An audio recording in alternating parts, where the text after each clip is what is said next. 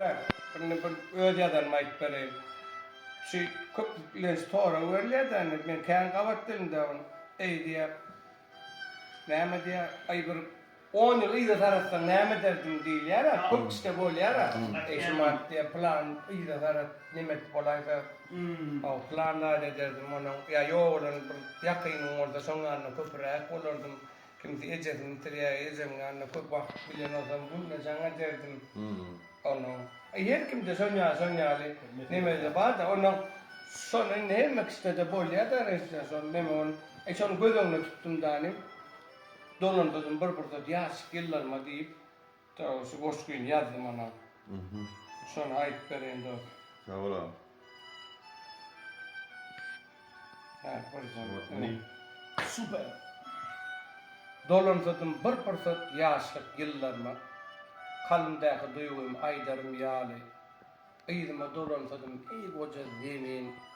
Ortadan feyuden dolu. Dolansadım bir fırsat yaşlık yıllarıma. Ve yören yanlışlarım düzetir yâli. Sedaydırman feyuden çok güzel kıydam. Belki de karıştırılır hâli. Dolansadım bir fırsat yaşlık yıllarıma. Şol yitiren dostlarım görerim yâli. Unutmalıyım bileri. Deyip salgılarını alırım yâli. Dolansadım bir fırsat yaşlık yıllarıma, moğollarımı görüp bilirim yâli. Gelmeyen socağa yekece günüm, yitiren bilim alırım yâli. Dolansadım bir fırsat yaşlık yıllarıma, kevemi atam görürüm yâli. Mehrinizden kanıp bağrıma basıp, takdim edip ayağını öpürüm yâli. Vakt dolansadım bir fırsat yaşlık yıllarıma, yaltanıp yıllarım undurum yâli.